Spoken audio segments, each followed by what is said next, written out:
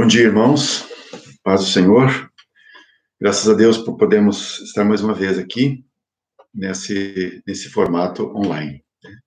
Nós queremos prosseguir com o estudo da Palavra do Senhor e eu peço que os irmãos abram a palavra em Romanos, capítulo 8. Vamos ler o versículo 9 e versículo 11, primeiramente. Romanos, capítulo 8, versos 9 e 11. Vós, porém, não estáis na carne, mas no Espírito, se é que o Espírito de Deus habita em vós. Mas, se alguém não tem o Espírito de Cristo, esse tal não é dele. Vamos agora ao verso 11. E se o Espírito daquele que dentre os mortos ressuscitou a Jesus habita em vós, aquele que dentre os mortos ressuscitou a Cristo também vivificará os vossos corpos mortais pelo seu Espírito que em vós habita. Ainda vamos ler o versículo 14. Porque todos os que são guiados pelo Espírito de Deus, esses são filhos de Deus. Também verso 29. Porque os que dantes conheceu, também os predestinou para serem conformes à imagem de seu Filho, a fim de que ele seja o primogênito entre muitos irmãos. Até aqui. Vamos orar, irmãos.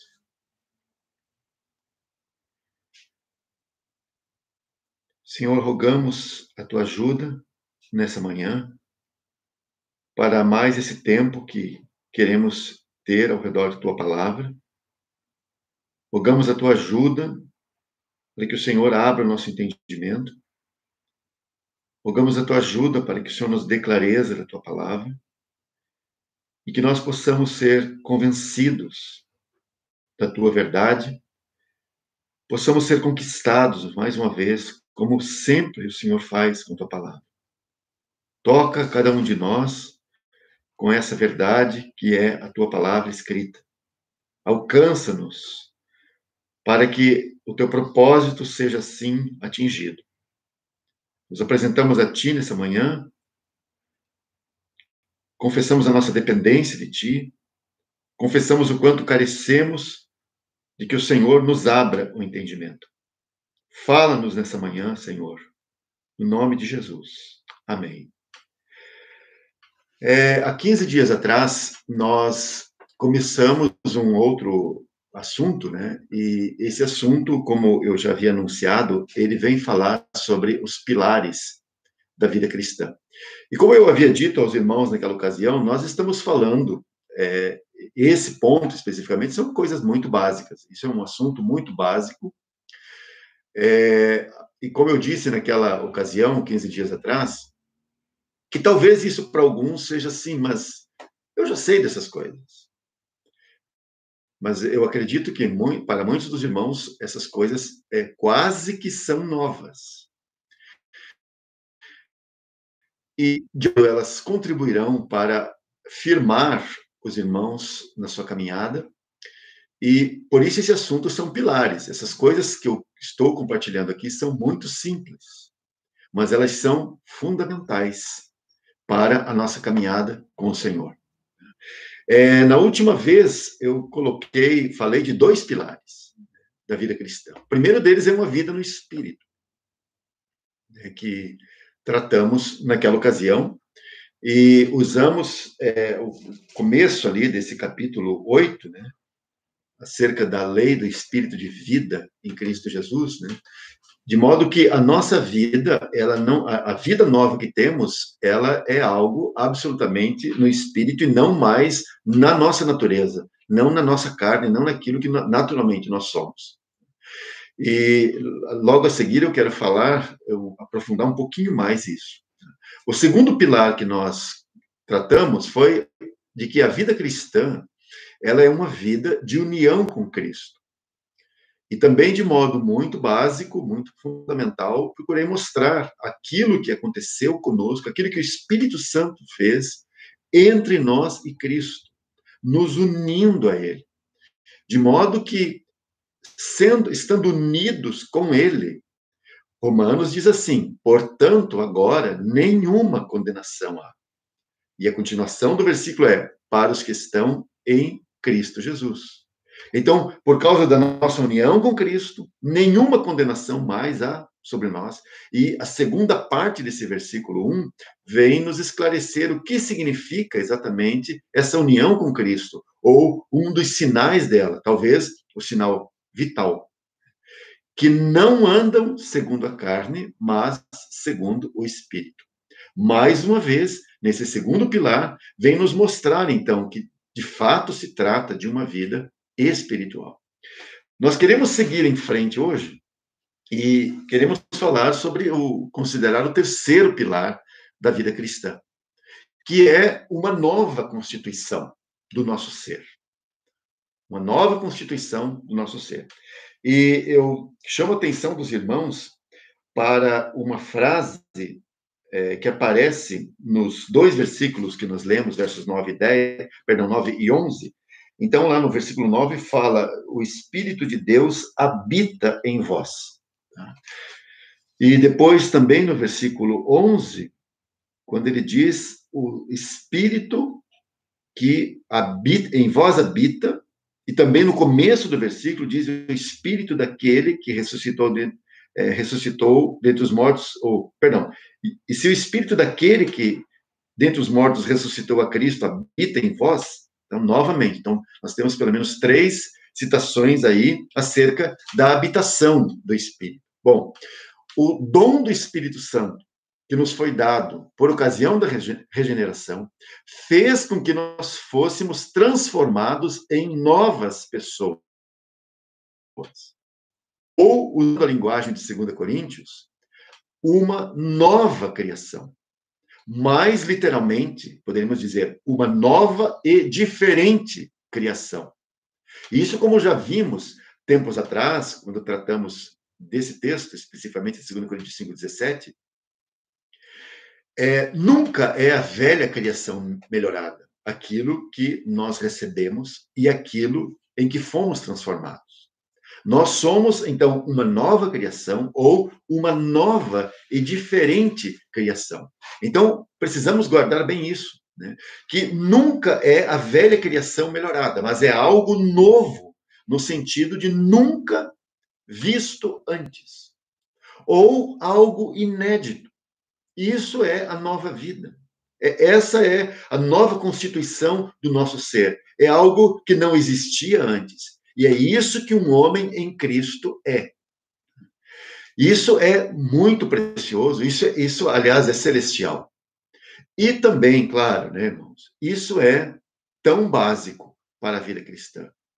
Tão básico, mas poderosamente determinante para a compreensão do que é a vida cristã e para o avanço na carreira cristã. De modo que, se você não compreender isso, do que se trata exatamente a nova vida, do que se trata a constituição desse novo ser, dessa nova humanidade, desse novo homem, se você não compreender isso, você não compreenderá a vida cristã. Você também não progredirá, não avançará na carreira cristã.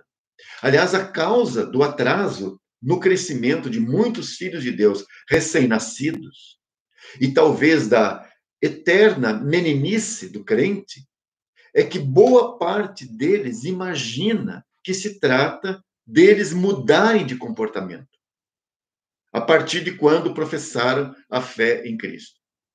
E, especialmente, isso acontece porque eles começam a conviver com os irmãos. Naturalmente falando, eles começam a conviver na família de Deus. E começam a perceber as reações e os comportamentos das pessoas. Então, eles procuram imitar esses comportamentos, exatamente como uma criança faz quando uma criança que está crescendo no seio de uma família. Então, ela começa a imitar os mais velhos.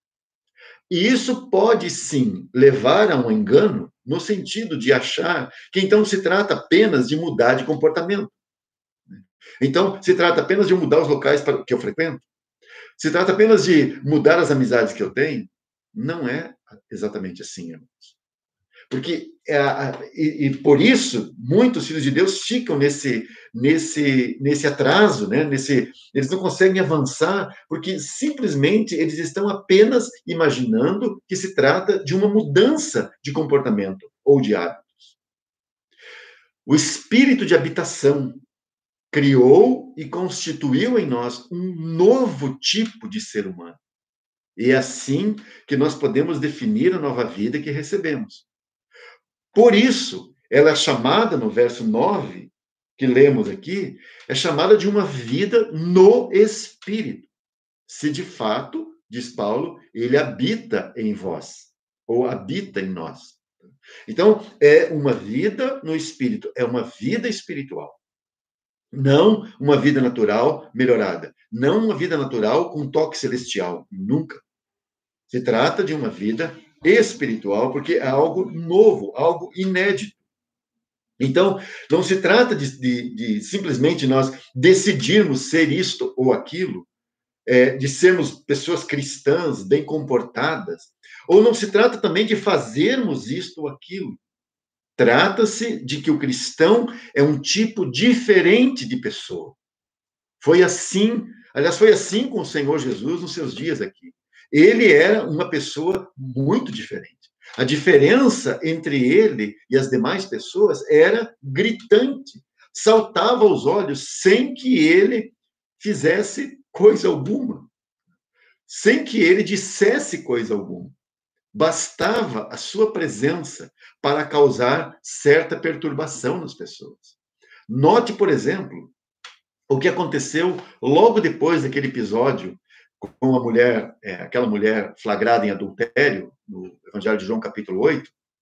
E ali naquele capítulo, logo depois desse evento, nós temos uma fatia exemplar de toda a hostilidade que ele despertava entre os judeus incrédulos.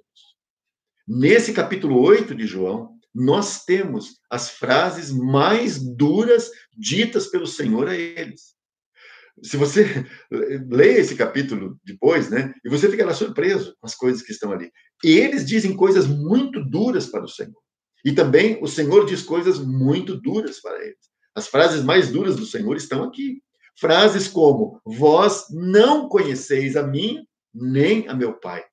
Irmãos, falar isso para um judeu que ele não conhece a Deus, isso é uma ofensa aos olhos deles. Uma outra frase do Senhor, nesse capítulo 6, morrereis em vossos pecados. Eles iriam perguntar, mas quem disse que nós somos pecadores? Nós somos filhos de Abraão.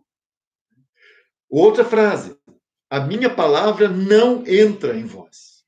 Talvez alguns iriam dizer, graças a Deus que não entra, porque eles não criam nele. Mas note que palavra dura é essa, do ponto de vista espiritual. A minha palavra não entra em vós.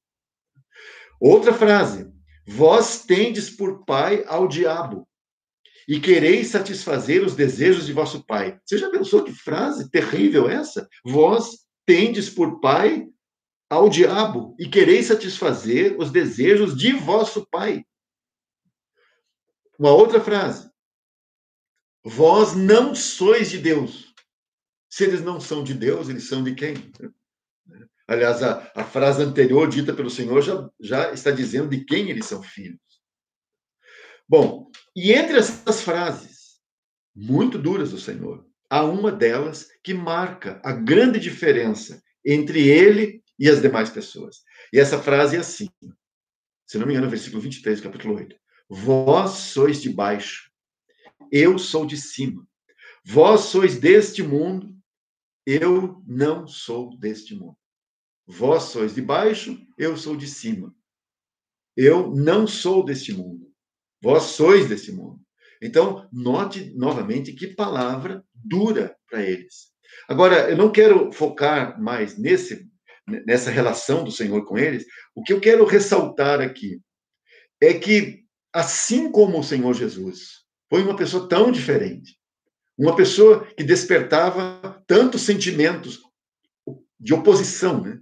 Nós temos aqui uma vida. Nós temos uma vida que não é deste mundo. Trata-se de uma vida celestial. E é exatamente a constituição da vida que nós recebemos. Essa vida é de cima, não de baixo. Essa vida é uma nova criação. Portanto, nós temos uma nova nacionalidade. Nós somos cidadãos dos céus, não mais brasileiros, ou alemães, ou chineses, ou americanos, ou seja lá o que for. Todas essas coisas, elas caíram por terra. Todas essas diferenças nascidas e assim mantidas pelo pecado em si, essas diferenças todas, essas coisas que separam os homens. A partir do momento que eu nasci de novo, essas coisas não têm mais sentido. Sim, eu continuo sendo um brasileiro porque eu nasci nessa terra, mas essa não é a minha verdadeira nacionalidade. Aliás, isso está em segundo lugar. Isso, para mim, é coisa dessa terra. Isso, para mim, é coisa que eu não dou a menor importância. Porque o que de fato importa é que eu tenho uma nova nacionalidade. Eu sou um cidadão dos céus. É isso que eu sou em Cristo. Essa é a realidade acerca da minha vida. Então, por isso, o irmão Otmani escreveu sobre isso, naquele seu livro, A Vida Normal da Igreja Cristã. Essa questão das nacionalidades. E o modo como essas coisas que dividem os homens continuaram dividindo a igreja de Deus. Então, uma igreja alemã, uma igreja brasileira, uma igreja americana, uma igreja chinesa, uma igreja inglesa, essas todas são divisões naturais. Essas divisões não vêm do céu, porque do céu vem esse novo homem, e nós somos esse novo homem. Então, todas essas barreiras naturais, essas barreiras étnicas, irmãos, caíram por terra desde que nós nascemos de novo. Se você não compreender isso, se você continua preso a essas suas raízes, irmão, você não compreendeu muito bem o que é a igreja, o que é o corpo de Cristo, o que é a nova vida, o que é esse novo homem, porque essas coisas todas são secundárias, essas coisas todas caem por terra, porque nós somos cidadãos dos céus. Segundo lugar, nós estamos num novo terreno, isto é, em Cristo. Um novo terreno é só uma outra expressão para uma nova posição. Estamos nesse novo terreno que é Cristo. Terceiro lugar, nós temos uma nova pátria. A nossa pátria ou a nossa cidade está nos céus, como diz Paulo, escreve Paulo em Filipenses capítulo 3. A nossa pátria, a nossa cidade está nos céus. Por isso nós não temos esperança alguma aqui nessa terra. Nós vemos nesses dias os políticos brigarem entre si, se dividirem. Sempre tem esses dois polos, direita e esquerda. Irmãos, como já ouvimos anteriormente, né? Esses dois polos são os dois braços, esquerda e direita, os dois braços do mesmo homem caído, do mesmo Adão, velho Adão, condenado. Então, nós não temos nada a ver com isso, porque a nossa pátria, a nossa cidade está nos céus. Nós não temos esperança alguma aqui. Aliás, nós sabemos o que vai acontecer com essa terra, nós sabemos o que vai acontecer com os reinos deste mundo, com as nações deste mundo, nós sabemos o que acontecerá com esse planeta. Nós sabemos, com base na Escritura, que tudo que vemos hoje será destruído pelo fogo. Nós sabemos que esse planeta será destruído pelo fogo. Então, qual é não há razão de nós colocarmos esperança aqui. E aí vem a última coisa que tem a relatar aqui, de 4, né? Que nós temos uma nova terra. Uma nova terra que nos aguarda. Nós nem contamos com essa terra. Sim, sobre essa terra, o Senhor reinará por 1000 anos. Mas depois desse tempo, esse planeta será inteiramente destruído, irmãos.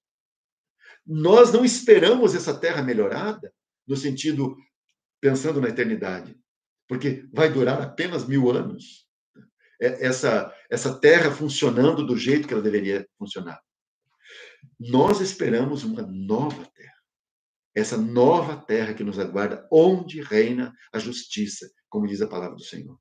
Portanto, irmão, nunca tente ficar em casa neste mundo, porque você nunca pode se sentir em casa aqui nesse mundo. Nós aqui somos como alienígenas.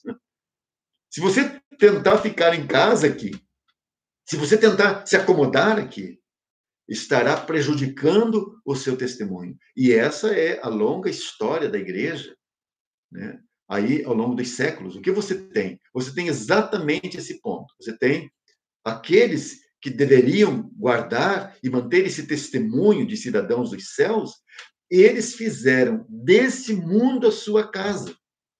E isso foi muito fortemente, isso aconteceu de modo definitivo lá no quarto século, quando o cristianismo virou a cristandade, quando o cristianismo virou a religião oficial do Império Romano. Então, o que você tem aí? Você tem a igreja em casa. O cristão agora se sente um cidadão romano desse mundo. Agora, ser romano e ser cristão são sinônimos.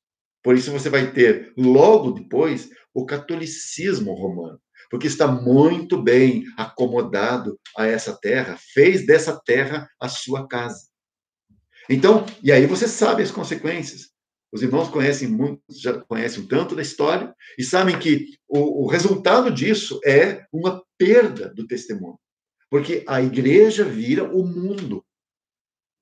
Essa é a história trágica de boa parte dos cristãos no mundo ao longo da história. Bom, então, se você não pode tentar ficar em casa neste mundo, em outras palavras, nós sempre devemos ser estrangeiros aqui. Nós somos mesmo estrangeiros nessa terra. E olha, estrangeiros que não querem, de modo algum, se aculturar. Estrangeiros que não querem aprender o idioma dessa terra. Estrangeiros que não querem aprender a cultura. Estrangeiros que, olha, querem, assim, só vão se relacionar o mínimo para ter o que comer e beber. Mas não vão se envolver. Por quê? Porque você não permite, estrangeiros que somos, não podemos permitir, não podemos nos aculturar a esse mundo. Nós devemos ser como estrangeiros que têm saudades da sua terra e que sonham em retornar para ela. E, de fato, nós retornaremos para ela. Isso não é um sonho, uma mera esperança que temos, não. Isso é uma grande certeza. Nós retornaremos para a terra, para a nossa verdadeira terra. Agora, enquanto você está aqui, não planeje ser diferente. Nem mesmo dar a impressão que é diferente. Não planeje essas coisas. Seja simplesmente o que você é em Cristo. E, naturalmente, você estará marcado. Seja simplesmente o que você é em Cristo. Não force nada. Não precisa carregar alguma coisa aqui dizendo que você é um cristão, ou um boné, ou uma camiseta. Não estou dizendo que você não deva usar, fique à vontade, né? Mas estou dizendo que essas coisas não servem para nos identificar como cristãos, ou um adesivo, ou qualquer coisa parecida. Elas não servem. Porque se você agir naturalmente, segundo o que você é em Cristo, você será percebido. E naturalmente estará marcado. E estará marcado, irmãos, porque nós temos uma questão espiritual envolvida. A partir do seu novo nascimento, o diabo conhece você. A partir do seu novo nascimento, desde o seu novo nascimento, você está marcado. Então, é claro que ele, Satanás, cuidará sempre de criar um ambiente hostil para você. Sempre. A primeira investida isso, irmãos, é a coisa mais comum de acontecer. A primeira investida será através de uma pressão interna, de dúvidas quanto à sua vida espiritual. Então, esse é o modo como Satanás, você está marcado agora por ele. Você está marcado. E o primeiro ataque, a primeira investida será, então, através dessa pressão interna, colocando dúvidas na sua cabeça acerca da sua vida espiritual. Se os irmãos lembrarem, foi exatamente esse o ataque sobre o primogênito da nossa espécie no deserto. O que Satanás disse ao nosso primogênito, nosso Senhor Jesus? A frase foi assim, por 2 vezes. Se tu és o filho de Deus, Está percebendo? Aqui, o ataque é sobre essa filiação. Você é filho mesmo? Então, se você é o filho de Deus, então faz tal coisa. Aliás, a natureza da tripla tentação sofrida pelo Senhor, e que está narrado em Mateus capítulo 4, a natureza dessa tentação tinha por propósito demovê-lo da sua posição real de filho de Deus. Então, Satanás sempre virá com essa dúvida. E, aliás, irmãos, isso pega nos mais novos, os recém-nascidos no Senhor, e isso pega também naqueles que já têm alguma caminhada com o Senhor. 5.000 anos. Então, é óbvio que ele sabe exatamente por onde entrar e como nos atacar. Por onde chegar. Bom, aí quando você tem o inimigo derrotado, em Mateus 4, né, e ele é derrotado pelo nosso primogênito, né, o primeiro da nossa espécie. Derrotado, o inimigo parte para um ataque indireto. Porque em Mateus 4 você tem um ataque direto.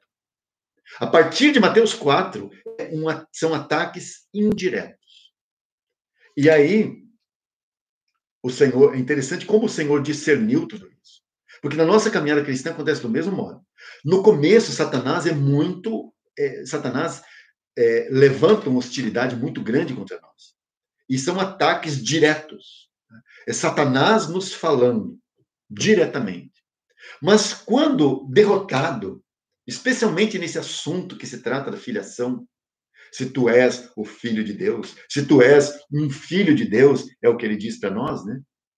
Derrotado aí, ele parte para um ataque indireto.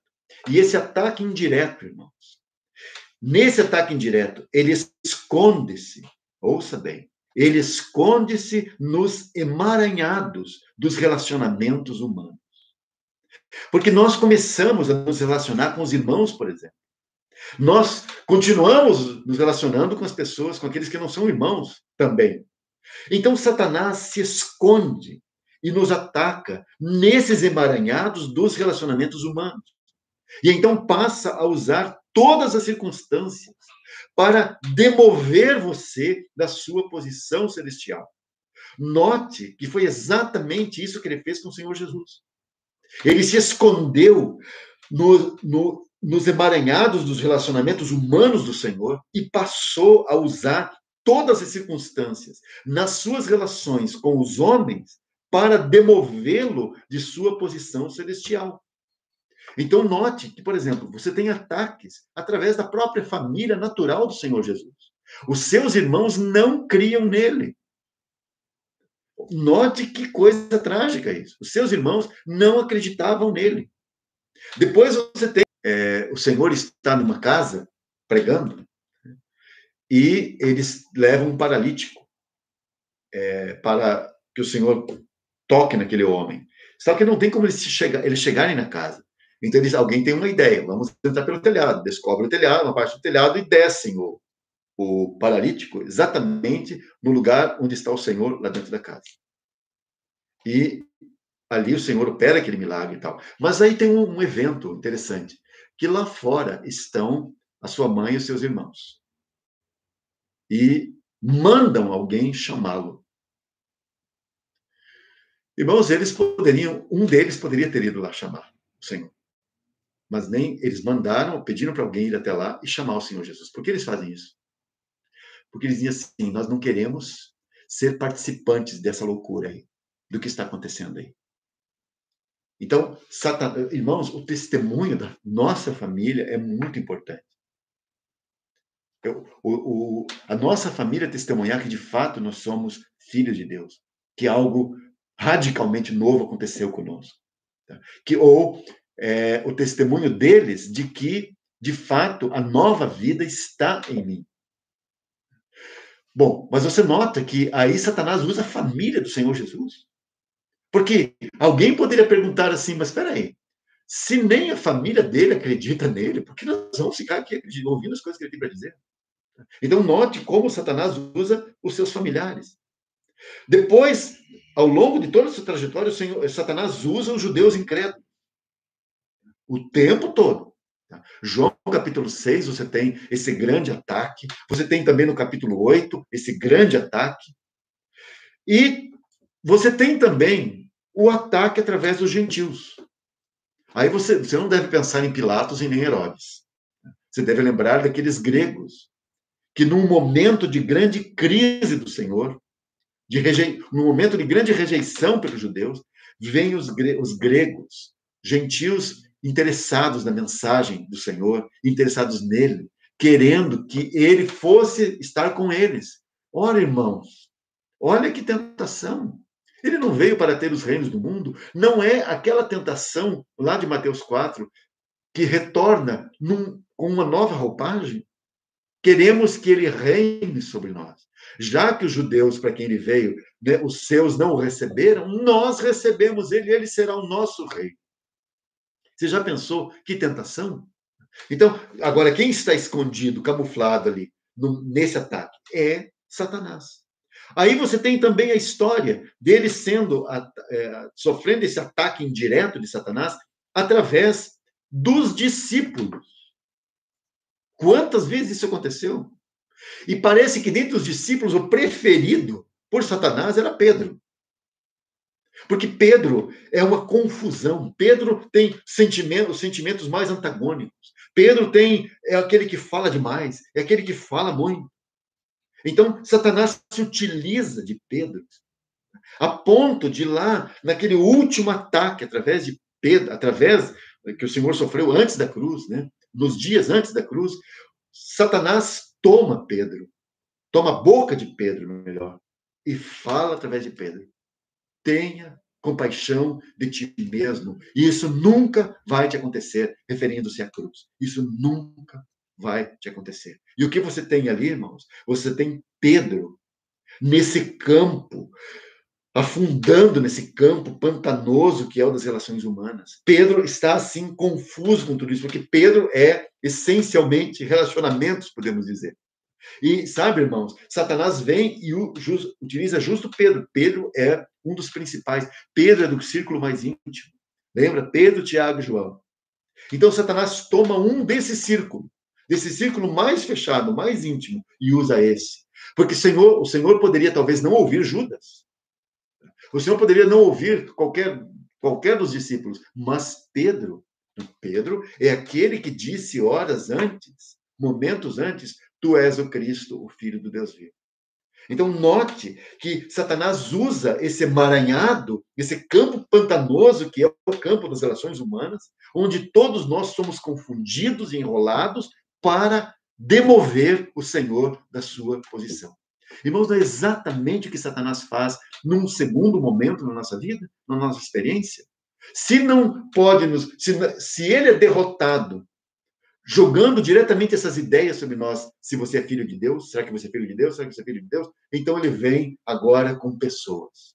E, lamentavelmente, Satanás vem também usando irmãos. E eu me envolvo nesse campo das relações humanas, dos relacionamentos humanos, mesmo relacionamentos entre os irmãos, relacionamentos na carne. Então, Satanás usa esses relacionamentos na carne que eu tenho com os irmãos para me impedir, para me demover, para me tirar da posição em que eu estou. Então, os irmãos, prestem bem atenção nisso. Por isso, quantas vezes nós somos confundidos e enrolados nessas relações humanas?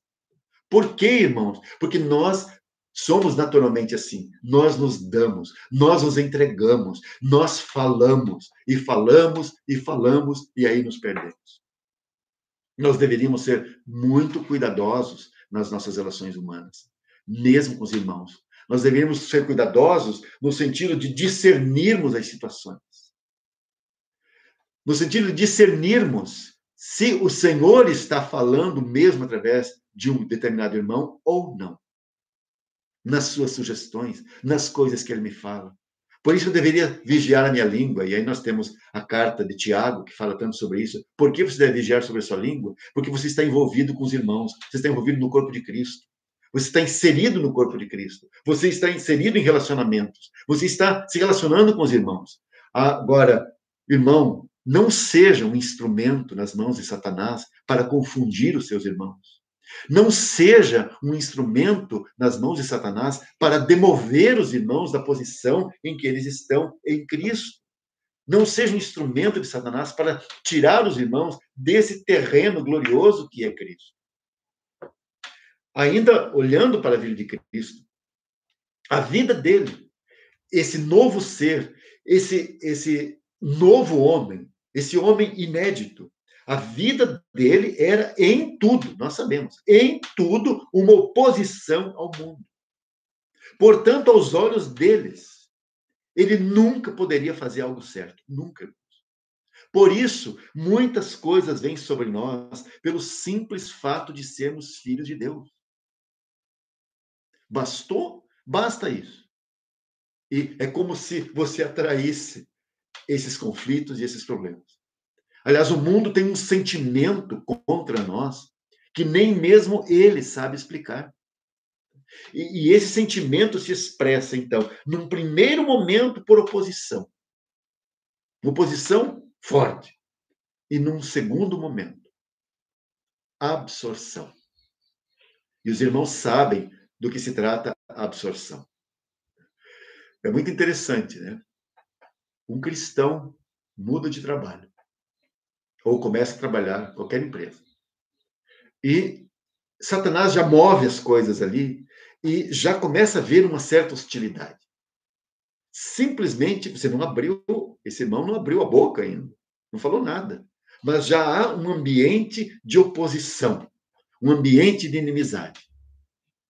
Passa um tempo, Satanás muda a tática e vem, assim, com as propostas de uma grande amizade. E aí, irmãos, nós nos perdemos. Porque aí vem, então, o resultado de uma grande amizade é absorção. Você é absorvido. Você é diluído pelo mundo. Como nós devemos vigiar? Irmãos, a nossa amizade com as pessoas que não conhecem a Cristo, ela deve ter apenas um propósito: que eu possa ganhá-las para Cristo. Ou você é, ou elas são o seu campo missionário, nós já ouvimos um irmão dizer isso, ou você é o campo missionário deles. E quero encorajar os irmãos, dizendo assim, ó, toda essa pressão que você sente para essa grande amizade, para essa absorção, tudo isso acontece, irmão, porque você é nascido do Espírito. Porque você tem uma nova constituição. Porque você é um novo homem. E por ser um novo homem, Satanás vai utilizar de todas as coisas para tirar você dessa posição de estrangeiro que você é. Então, nunca queira se sentir em casa, na sua escola, por exemplo, nos seus relacionamentos na escola. Nunca queira se sentir em casa no seu trabalho, porque você não está em casa neste mundo em lugar algum. Você só está em casa na presença de Deus. E você está na presença de Deus num lugar que não é a sua casa, de fato, porque nós não somos daqui. E não sendo daqui, o Senhor nos dá esse glorioso consolo que é a sua presença contínua. Em quarto lugar, quarto pilar, é guiados pelo Espírito. Essa é a frase que temos aí no versículo 14 de Romanos 8. Porque todos os que são guiados pelo Espírito esses são filhos de Deus. E essa frase, aqui, guiados pelo Espírito, aparece também em Gálatas capítulo 5, verso 18. Se você observar na sua Bíblia aí, nos que tem a concordância, os versículos de rodapé, né? Você tem ali indicando Gálatas 5, 18. Porque você tem lá também exatamente com as mesmas palavras. E observe bem na sua Bíblia que nos dois textos essa frase aparece nesse contexto que conhecemos tão bem, que é a sangrenta batalha contra a carne. A carne, né, irmãos? Esse elemento podre e condenado da antiga criação. Então, por exemplo, você está em Romanos capítulo 8. Veja o que diz os versos 12 e 13 que antecedem, né? Vamos ler. De maneira que, irmãos, somos devedores não à carne, para viver segundo a carne. Porque se viverdes segundo a carne, morrereis. Mas se pelo Espírito mortificardes as obras do corpo, vivereis. Aí vem a frase. Porque todos os que são guiados pelo Espírito de Deus, esses são filhos de Deus. Então, note o contexto. Aqui, ele está denunciando os que vivem segundo a carne e tal. Se vai viver assim, vai morrer. E diz assim, pelo Espírito mortificardes as obras do corpo. Se pelo Espírito mortificardes as obras do corpo, vivereis. Aí vem, todos os que são guiados pelo Espírito, esses são filhos de Deus. Agora vai lá para Gálatas, capítulo 5, verso 16. Gálatas 5, 16.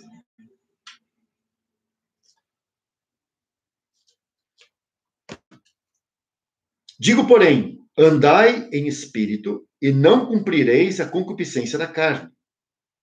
Porque a carne, olha só, cobiça contra o espírito e o espírito contra a carne. E estes opõem-se um ao outro para que não façais o que quereis. Aí vem verso 18. Mas, se sois guiados pelo Espírito, não estáis debaixo da lei. Os irmãos podem perceber? Nos dois contextos dessa frase, você tem essa luta, essa sangrenta luta contra a carne. Note bem, irmãos. Esse elemento, a carne, é tão forte que está além das suas forças. A carne não pode ser vencida por disciplina. Então, eu vou dormir mais cedo para não acontecer tal coisa. Ou eu vou fazer assim, assim, para que eu não seja tentado, tal. Isso é até louvável, mas essa disciplina não vai vencer a sua carne. Ou então o ascetismo. O ascetismo significa isolamento. Isolar-se de tudo aquilo, isolar-se do mundo, recolher-se. Né? Uma coisa parecida com quarentena. Né? Você vê que hoje é tão difícil você se isolar, né? Porque você pode estar em quarentena e você está aí ligado em todas as mídias sociais, você está vendo de tudo pela televisão. Né? Então, isso não é ascetismo. Ascetismo seria como você deixar o seu celular, deixar tudo que você tem, que poderia através do qual você poderia se comunicar com o mundo externo, e se isolar em algum canto, em alguma caverna, em algum lugar. Isso é ascetismo. E muitos sinceros e piedosos filhos de Deus fizeram isso no passado, na tentativa de vencer a sua carne. E notem, eles foram derrotados, porque estando lá sozinhos, sem celular, sem comunicação, eles relatam que percebiam a presença desse elemento condenado e podre da antiga criação, que é a sua carne. A carne não pode ser vencida nem mesmo por seguir a lei de Deus. Ou qualquer outra tática humana, ela não é possível vencê-la. Então, isso é desesperador para aqueles que genuinamente nasceram do alto. Se você genuinamente nasceu do alto, ouvir essa frase, né, que é impossível, não dá para vencer, então você entra num desespero. Porque aqueles que nasceram do alto, tudo que eles querem é seguir ao Senhor. Eles querem agradar ao Senhor em todas as coisas. E, sobretudo, não entristecer ao Senhor. Porque eles sabem que cada ato pecaminoso seu, eles estão entristecendo ao seu Senhor. Então, mais ou menos assim, eu não quero mais entristecer o meu Senhor. Ocorre que, no momento seguinte a essas resoluções, eu não vou mais pecar, eu não vou mais fazer isso, eu não vou mais entristecer o Senhor. No momento seguinte a essas resoluções, vem uma queda. Ah, irmãos, isso é desesperador. Por isso, em Romanos capítulo 7, que Paulo declara, miserável homem que sou. Por isso, irmãos, porque isso é desesperador. É por isso que o Senhor vem em nosso socorro. Como que o Senhor vem em nosso socorro? Através da liderança, ouça bem, através da liderança do Espírito Santo sobre nós. Esse é o significado de sermos guiados pelo Espírito. A liderança do Espírito. Agora é que nós somos constituídos de uma nova humanidade. E eu vou usar com cuidado uma expressão aqui. Uma nova humanidade divina. Não estou dizendo que nós nos divinizamos, ou que nos tornamos deuses, ou como Deus, não. Uma nova humanidade no sentido que essa nova humanidade, que é a nova vida, que é o novo homem, procede de Deus. É a vida de Deus. E celestial. Então, agora que somos assim constituídos, o curso de nossa vida cristã será para cada vez mais longe ou distante da antiga criação ou da antiga ordem de coisas. Vou repetir. Agora que você recebeu essa nova vida, agora que você tem essa nova humanidade, essa vida celestial, então o curso, a caminhada, a tendência, a carreira dessa nova vida, dessa vida cristã, será para cada vez mais longe da antiga criação ou dessa antiga ordem de coisas. E é exatamente esse o significado de sermos guiados ou liderados pelo Espírito Santo. Ou seja, o Espírito Santo nos tomará pela mão, porque esse é o significado de guiar. Nos tomará pela mão e nos guiará, e nos liderará cada vez para mais longe das coisas da antiga criação. Para mais longe dessas coisas, dessa antiga ordem de coisas. É claro que essa questão da liderança do Espírito sobre nós pode envolver as situações cotidianas que enfrentamos. Pode envolver uma direção, uma orientação para as nossas vidas, em todos os aspectos práticos dela. Mas sabe, irmãos, considerando o contexto, isso é muito mais abrangente do que meramente a liderança do Espírito Santo sobre nós, é muito mais abrangente do que meramente direção sobre onde você deve morar, com quem casar, e aí os jovens, né, sempre estão com essas coisas na cabeça, né? Com quem eu vou casar? Ou então onde trabalhar, etc. É claro que o Espírito Santo vai me guiar e vai me dirigir e vai me liderar nessas coisas. E eu devo permitir e devo buscar orientação, devo buscar direção. Mas não pense que a liderança do Espírito Santo em nossas vidas seja apenas no que diz respeito a esses aspectos, com quem casar, onde morar, onde trabalhar. Porque não diz respeito. Isso é muito pequeno. Se você reduzir a liderança do Espírito Santo para essas coisas, você está reduzindo aquilo que é muito grande, que é a liderança do Espírito. De fato, irmãos, o contexto dessa frase em Romanos capítulo 8 e em Gálatas capítulo 5, o contexto tem a ver com esse crescimento, com esse avanço da vida de Cristo em nós. Então, esse cada vez mais intenso afastamento da antiga ordem de coisas, e isso é fruto da liderança do Espírito Santo sobre nós. Um cada vez mais intenso afastamento da antiga ordem de coisas.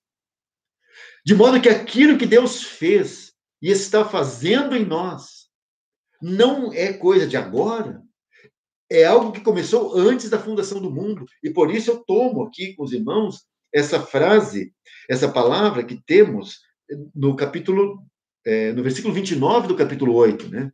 Note que tem aí, os que dantes conheceu, ou os que de antemão ele conheceu, olha só, os que de antemão ele conheceu, também os predestinou para serem conformes à imagem de seu filho. Ou seja, Deus começou algo, isso que você recebeu, irmão, essa nova vida que você recebeu, ela é algo que começou na eternidade. E Deus avançou nas eras com esse propósito em mente. Avançando, notem que Deus criou Adão pensando nisso. Notem que Deus criou, Deus chamou Abraão com esse propósito. Notem que Deus preservou Noé e seus filhos com esse propósito. Ao longo das eras, Deus vem trabalhando na direção desse propósito. Tudo que Deus tem feito tem isso em mente. Avançando sempre na direção desse objetivo, que é a conformidade daqueles que ele conheceu de antemão, na eternidade. Conformá-los à imagem de seu Filho. Então, Deus vem fazendo tudo o que fez para cumprir esse e na direção desse objetivo. Conformar aqueles que ele escolheu antes dos tempos. Conformá-los à imagem de seu Filho. Irmãos, essa é a predestinação bíblica. Sermos conformados à imagem de seu Filho. De que adianta se esconder atrás da doutrina ou do ensino da predestinação, né, se a sua vida não está concorrendo, não está sendo conformada a Cristo? Né? Achar que a predestinação é simplesmente ser livre do inferno, né, ou destinado para o céu. Irmãos, a predestinação tem a ver com Cristo Jesus. A predestinação tem a ver com o crescimento da vida de Cristo em nós. Sermos conformados à imagem de seu Filho. Essa é a predestinação bíblica. Deus nos predestinou para sermos conformados. Conformados é levados à forma de seu amado Filho. De modo que é esse o contexto de sermos guiados ou liderados pelo Espírito Santo aqui nesse tempo da nossa peregrinação. É como a nação de Israel, que depois de terem saído do Egito e atravessado o Mar Vermelho, o que você tem na história deles? Você nota que em tudo eles foram liderados pela coluna de nuvem e pela aquela coluna de nuvem que à noite virava uma coluna de fogo. Essa nuvem, que à noite virava uma coluna de fogo, é um tipo do Espírito Santo. E notem que em tudo eles foram guiados por aquela coluna de nuvem, e que é um tipo do Espírito Santo, eles estavam sendo guiados todo o tempo para o lugar que era o propósito de Deus para eles. Qual era o propósito de Deus para aquela nação? A terra prometida. Então o Espírito Santo sempre se moveu, sempre os guiou nesse rumo. O Espírito Santo estava, através da nuvem, sempre avançando à frente deles, guiando e liderando para o objetivo divino com eles. Qual era o objetivo? Chegar nessa terra que mana leite e mel. Desfrutar da riqueza e das riquezas e das grandezas que havia naquela terra. Pois o Espírito Santo faz a mesma coisa conosco agora, depois que fomos tirados daquele monstro que nos governava, que é Satanás. Depois de termos tirado do império das trevas, nós somos trazidos agora para o reino do seu amado Filho e estamos sendo conduzidos, liderados pelo Espírito Santo para esse objetivo divino, que ele cresça, que ele cresça em nós. Por isso o Espírito Santo sempre vai à nossa frente e vem guiando e nos trazendo e liderando para esse objetivo final de Deus, que é nos conformar à imagem do seu Filho. Naquele contexto ainda da nação de Israel no Egito, é muito interessante no capítulo 4 de Êxodo, que o Senhor havia dito para o faraó, né? O recado de Deus para o faraó foi assim: Israel é meu filho. Olha só. Israel é meu filho, meu primogênito. Deixa ir o meu filho. Olha como Deus trata com eles. Olha o que Deus está falando acerca deles. Agora, volte os seus olhos para Romanos 8,14 de novo. Diz assim: todos os que são guiados pelo Espírito de Deus, esses são filhos de Deus. Você nota? Portanto, se você é filho de Deus, genuinamente, então há constantemente uma nuvem à sua frente. Você consegue vê-la? Você consegue perceber essa nuvem? Você consegue perceber o Espírito Santo te liderando para longe dessa antiga ordem que a carne representa? Você consegue perceber o Espírito Santo levando você cada vez mais para Cristo?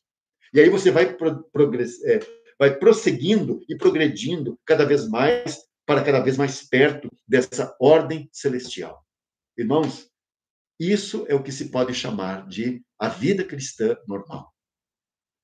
A liderança do Espírito Santo sobre nós. A nuvem nos dirigindo para os bendito Filho de Deus. Sabe, irmãos? Quanto mais você se deixa ser liderado ou guiado pelo Espírito, cada vez mais você achará esse mundo intragável.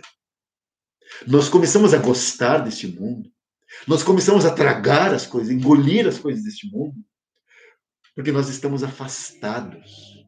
Nós não estamos prestando atenção na nuvem. Nós não estamos prestando atenção na liderança do Espírito. Não estamos deixando que o Espírito Santo nos guie, nos lidere nos conduza.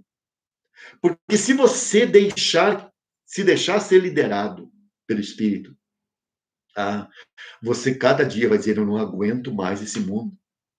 Você achará esse mundo cada vez mais intragável e irá afastar-se cada vez mais dele.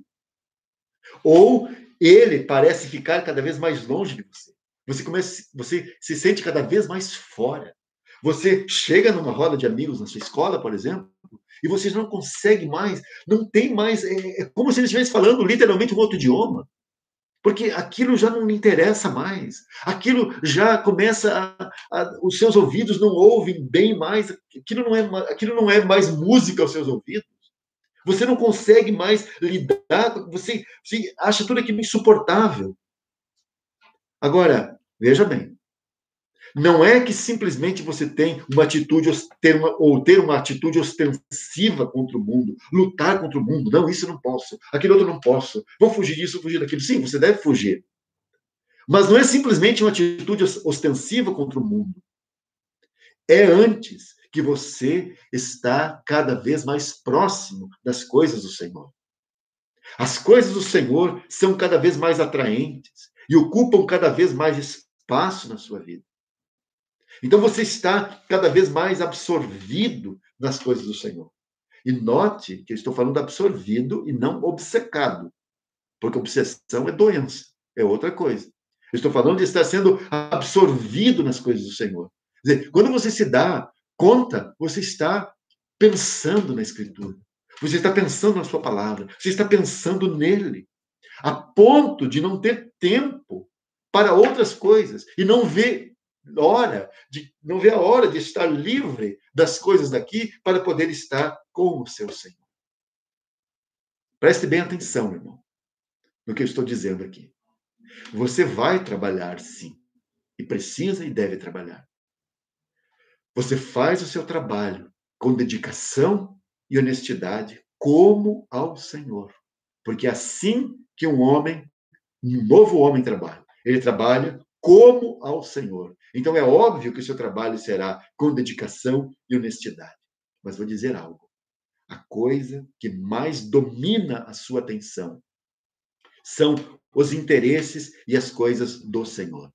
E assim que você se vê livre dos seus afazeres, está lá você envolvido e absorto com ele e com o seu povo. É como Daniel. Os irmãos lembram? Daniel foi levado ainda muito jovem para a Babilônia.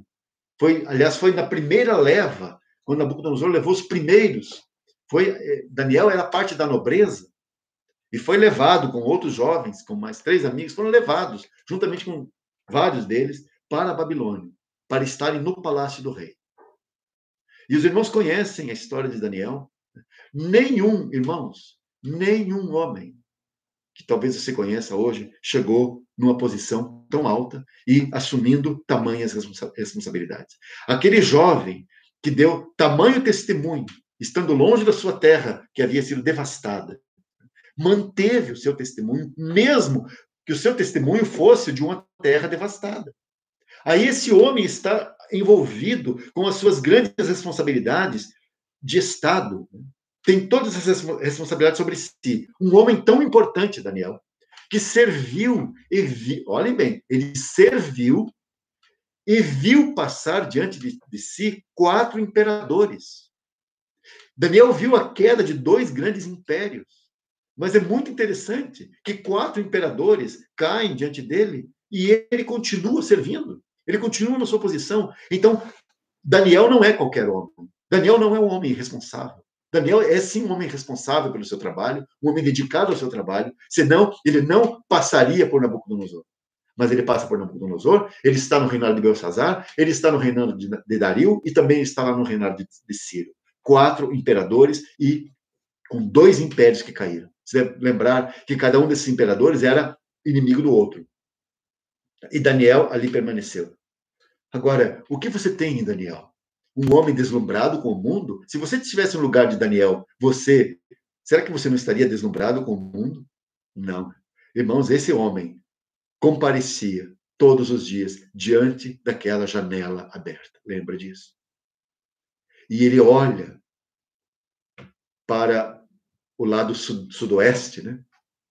E olha por aquela janela para o lado sudoeste, na direção da sua cidade. E o que é a sua cidade? A sua cidade agora é um monte de ruínas, uma cidade em ruínas. E ele, virado para aquela janela, orava ao Senhor pela restauração do seu povo. Você nota, irmãos, o que estava no seu coração? Eu já conheci alguns homens importantes no mundo dos negócios. E também alguns ocupando cargos governamentais importantes. Homens, assim, com um grande poder de decisão nas mãos. Mas que no final de semana, ou quando estavam livres de tudo aquilo, eles estavam reunidos com os santos. Às vezes, irmãos, reunidos com irmãos tão simples, mas lá estavam eles, lavando os pés dos santos, ocupados com os interesses do Senhor. Irmãos, eu desconheço entre nós alguém que ocupa uma posição tão importante e tamanha responsabilidade como era a posição que Daniel ocupava. De modo que todos somos indesculpáveis. Com toda a responsabilidade que tinha, mas o seu coração estava voltado e ocupado com os interesses do Senhor. Eu quero terminar aqui. Se você está prosseguindo com o Senhor, o que você quer cada vez mais é daquilo que pertence à ordem celestial das coisas. Vou repetir. Se você está prosseguindo na sua caminhada com o Senhor, o que você mais quer é daquilo que pertence à ordem celestial das coisas. É isso o que significa ser guiados pelo Espírito de Deus no contexto do Novo Testamento. Isso porque o Espírito Santo nos lidera para cada vez mais perto da plenitude de Cristo, para que ele seja o tudo em nós, para que nós o tenhamos em plenitude, para que ele cresça em nós. E ele, o Espírito Santo, vai usar e fazer com que todas as coisas contribuam juntamente para esse bem, esse fim, esse propósito. Porque é isso que ele quer alcançar, é para isso que estamos sendo dirigidos, estamos sendo guiados, estamos sendo liderados. Que o Senhor nos ajude. Olha, irmãos, essas coisas são tão simples, tão singelas. Talvez alguns dos irmãos que estão andando há mais tempo com o Senhor precisam ouvir essas coisas e precisam ouvir de onde se afastaram, da simplicidade da qual se afastaram. Sabe, irmãos, que nesse tempo em que estamos reclusos em nossas casas, nesse tempo em que estamos tão pouco envolvidos com as coisas deste mundo, né, com o trabalho, com tudo isso que tem lá fora, que nós, o Espírito Santo nos leve a refletir sobre isso. Que nós possamos considerar essas coisas. Porque o Senhor, de fato, está nos chamando a atenção. O Senhor está, de fato, nos chamando a atenção para avaliarmos as nossas próprias vidas. E não importa agora quanto tempo de caminhada você tem. A questão é, você está deixando que o Espírito Santo lidere você e guie você? Você consegue perceber onde está a nuvem para segui-la? Não é que o Espírito Santo nos segue, não, nós o seguimos. Ele nos toma pela mão e não vai dizer, eu vou te acompanhar por onde quer que você vá agora. Não. Ele nos toma pela mão e diz, vem por aqui. Porque esse é o significado de ser guiado e de ser liderado pelo Espírito Santo. Que o Senhor abençoe cada um de nós nesses dias, que o Senhor possa falar com cada um de nós, que nós possamos considerar as nossas vidas e possamos sair desse tempo de quarentena com uma nova disposição, encorajados a servir ao Senhor com integridade, com inteireza de coração, e que nós possamos perceber o Espírito Santo nos levando cada vez mais longe, longe, longe, longe desse mundo. Quando você voltar às suas atividades, especialmente os irmãos, os estudantes, quando você voltar para a sua escola, para a sua faculdade, como você voltará? Como estará o seu coração? Será que haverá uma diferença entre o aluno de hoje e o aluno de antes da quarentena? Como serão as coisas? Que o Senhor possa aprofundar a sua obra em nós.